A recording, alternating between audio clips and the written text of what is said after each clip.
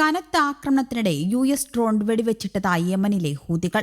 MQ-9 Reaper ഡ്രോണാണ് യമനിലെ മരിബ് മേഖലയിൽ വെടിവെച്ചിട്ടത്. തലസ്ഥാനമായ സനയിലും ഹൂതികളുടെ ശക്തികേന്ദ്രമായ സഥയിലും US വ്യോമാക്രമണം നടന്നതിന് പിന്നാലെയാണ് സംഭവം. പ്രാദേശികമായി വികസിപ്പിച്ച മിസൈലുകൾ ഉപയോഗിച്ചാണ് MQ-9 ഡ്രോൺ വെടിവെച്ചിട്ടതെന്ന് ഹൂതികളുടെ സൈനിക വക്താവ് ജനറൽ യഹിയ സരി പറഞ്ഞു. ഇതുവരെ 20 MK-9 ഡ്രോണുകൾ വെടിവെച്ചിട്ടുണ്ടെന്നാണ് ഹൂതികളുടെ അവകാശവാദം. റീപ്പർ ഡ്രോൺ വെടിവെച്ചിട്ടെന്ന റിപ്പോർട്ട് US സൈന്യം സ്ഥിരീകരിച്ചിട്ടുമുണ്ട്. എന്നാൽ ഇതേക്കുറിച്ച് വിശദീകരിക്കാൻ അവർ തയ്യാറായില്ല. $30 ലക്ഷം വില വരുന്നതാണ് General Atomics Reaper drone. 12,300 metre ഉയരത്തിലും 30 മണിക്കൂർ സമയവും പറക്കാൻ കഴിയുന്നതാണ് ഈ ഡ്രോണുകൾ. വർഷങ്ങളോളം അഫ്ഗാനിസ്ഥാനിലും ഇറാഖിലും US സൈന്യവും രഹസ്യാന്വേഷണ ഏജൻസിയായ CIA ഈ ഡ്രോണുകൾ ഉപയോഗിച്ചിട്ടുണ്ട്. അതിനിടെ ഹൂതികൾക്കും അവരെ സഹായിക്കുന്ന ഇറാനും US പ്രസിഡന്റ് ഡൊണാൾഡ് ട്രംപ് വീണ്ടും മുന്നറിയിപ്പും നൽകി. ഹൂതികളും ഇറാനും ശരിക്കുള്ള വേദന അനുഭവിക്കാൻ പോകുന്നേ ഉള്ളൂവെന്നും അദ്ദേഹം പറഞ്ഞു. തിങ്കളാഴ്ച രാത്രിയാണ് ഡ്രോൺ തകർത്തത്. തകർന്നു വീണ ചാരവിമാനം കത്തിയെരിയുന്നതിന്റെ ദൃശ്യങ്ങൾ ഹൂതികൾ സോഷ്യൽ മീഡിയയിൽ കൂടെ പുറത്തുവിട്ടു.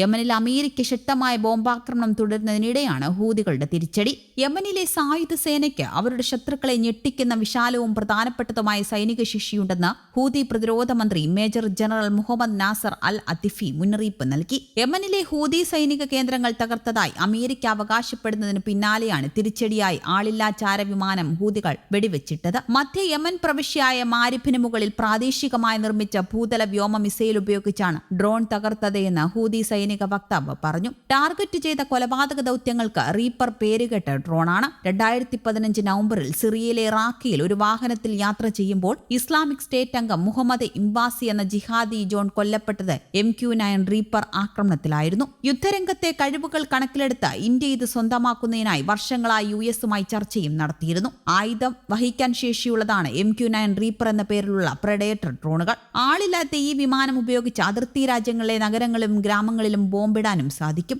50,000 അടി ഉയരത്തിൽ വരെ പറക്കാനാവും MQ-9 റീപ്പർ ഡ്രോണുകൾക്ക്. 1746 കിലോഗ്രാം യുദ്ധസാമഗ്രികൾ വരെ വഹിക്കാനാവും. അമേരിക്കൻ സേനയ്ക്ക് വേണ്ടി ജനറൽ അറ്റോമിക്സ് എയറോനോട്ടിക്കൽ സിസ്റ്റമാണ് ഇത് നിർമ്മിച്ചത്. ഇറ്റലി, ഫ്രഞ്ച്, സ്പാനിഷ് എയർഫോഴ്സുകൾ MQ-9 റീപ്പർ ഡ്രോണുകൾ ഉപയോഗിക്കുന്നുണ്ട്. ഇതിനു പുറമെ US എയർഫോഴ്സും നാസയും ഇത്തരം ഡ്രോണുകൾ ഉപയോഗിക്കുന്നു. 2019 ജൂൺ 6 യമനിലെ ഹൂതി പോരാളികൾ അമേരിക്കയുടെ MQ-9 റീപ്പർ ഡ്രോൺ തകർത്തതും വാർത്തയായിരുന്നു. കരയിൽ നിന്ന് ആകാശത്തേക്ക് തൊടുക്കാവുന്ന SA-6 ഇറാനിയൻ മിസൈലാണ് അന്ന് ഡ്രോണിനെ തകർത്തതെന്ന് പെന്റഗൺ പുറത്തുവിട്ട റിപ്പോർട്ടിൽ വ്യക്തമാക്കിയിരുന്നു. ഇറാന്റെ 358 പോലുള്ള ഭൂതല മിസൈലുകൾ ഹൂതികൾക്കുണ്ടെന്നാണ് അമേരിക്ക കരുതുന്നത്.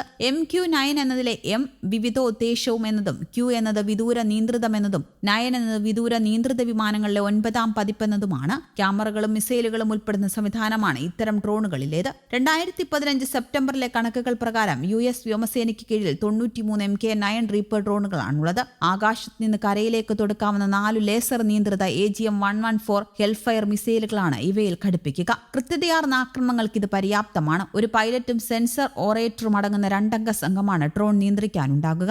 4 ഡ്രോണുകളും സെൻസറുകളും ഉൾപ്പെടുന്ന ഒരു MQ-9 യൂണിറ്റിന്റെ വില $62.2 ദശലക്ഷം. 2014 ശേഷം ഹൂതികൾ വെടിവെച്ചിടുന്ന 20ാമത്തെ MQ-9 റീപ്പർ ഡ്രോൺ ആണത്. ഇതിൽ 16 എണ്ണവും പലസ്തീനിൽ ഇസ്രയേൽ അധിനിവേശ യുദ്ധം ആരംഭിച്ചതിനു ശേഷമാണ്. News desk, Kerala Kaumudi.